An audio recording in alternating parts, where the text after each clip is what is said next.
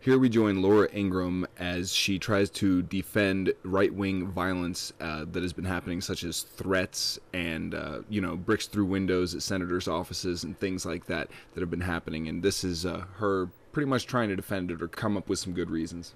And how many times have radicals on the left and their boosters on other cable channels called Bush a war criminal and a murderer? That kind of name-calling bullshit goes on all the time. It's the actual, physical shit that we care about here. She knows that. She's just throwing the Bush thing out there to try and get you on her side, or to get the Republicans that voted for him to feel bad for Bush again. One cable host, by the way, said recently this about Dick Cheney's heart: "We ought to rip it out, kick it around, and stuff it back in him."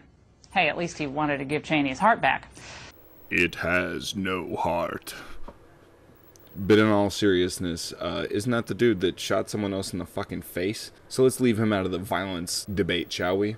So, given all the truly hateful rhetoric that has been spewed by the left and continues to be spewed by the left, forgive me if I am unmoved by the Democrats' current pleas for their calls for civility and so forth, and their outrage over isolated incidents of vandalism. So if I heard that correctly, she doesn't want to hear your cries for civility. She doesn't want civility. If you ask for civility, as long as you are a Democrat, it doesn't matter. Fox News says, fuck civility. And so do I, for that matter. Criminality of any sort or inciting people to violence is reprehensible, and the GOP leadership has condemned this. Of course, that didn't stop the DNC and Obama's own Organizing for America from exploiting the situation by trying to raise money off the actions of a few nutbags. Trying to raise money off a few nutbags. Where have I seen that before? Oh yeah, it was George Bush starting a fucking huge war in Iraq because of, it was a few nutbags, devised a plan and flew planes into the Twin Towers. So, I knew I'd seen that somewhere before. I'm glad you brought it up, Laura Ingraham. Oh, wait a second, you fucking didn't. I did. Look, what's going on here is obvious.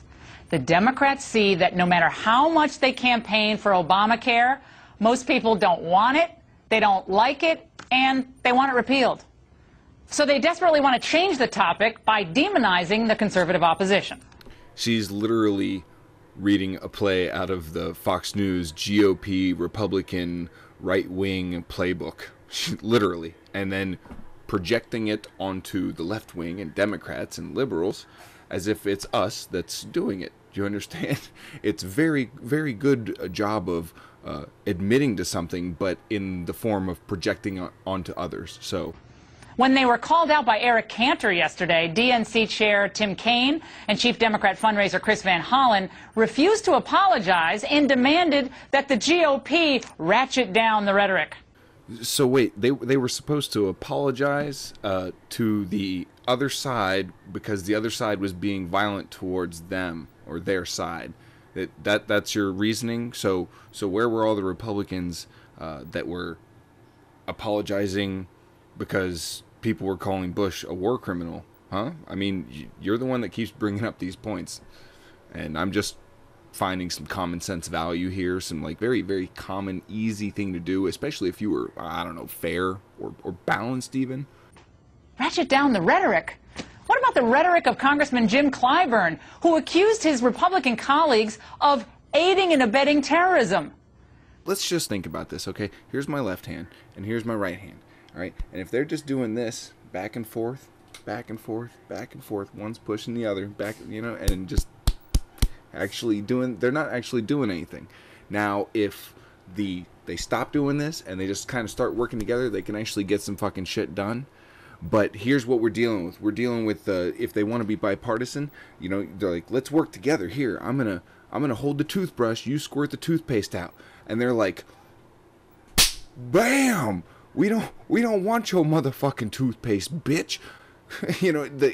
That's how it's going. So, I mean, what are you supposed to do? I mean, honestly, where are you supposed to turn after that? Clearly, what Democrats are hoping to do is intimidate Americans from expressing vehement opposition to anything that the liberals are ramming through, like immigration. Bitch, I just renewed my passport so I could get the fuck out of this country. I wouldn't be too worried about immigration if I was you. There's something else going on here that's turning up people for other activities down the road. Look, we're going to soon get to dealing with this issue of immigration.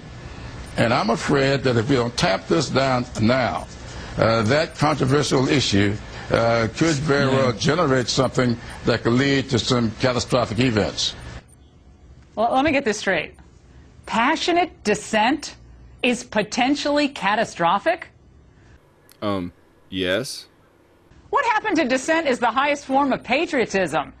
What happened to dissent to the degree of shooting the president is bad. That was the left's favorite rhetorical refuge during the Iraq War debate.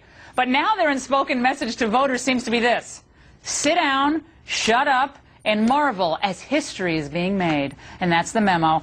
You call it a memo, I call it double standards, irony, hypocrisy, all rolled up into one tight little ball that I like to call Fox News.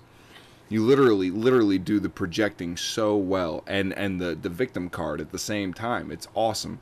I always thought the Democrats were pussies, and I think the Republicans know how to fucking run that shit. I just disagree with the way they want to run pretty much fucking everything.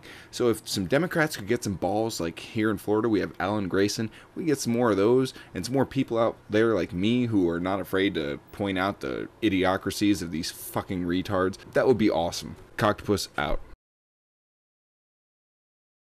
P.S. I know my voice sounds a lot different. I got a new microphone. It's awesome. I will be doing a 10,000 subscriber blog TV event thing. It'll probably be next weekend. Probably go Saturday into Sunday. It's going to be a long thing, so clear your fucking calendar.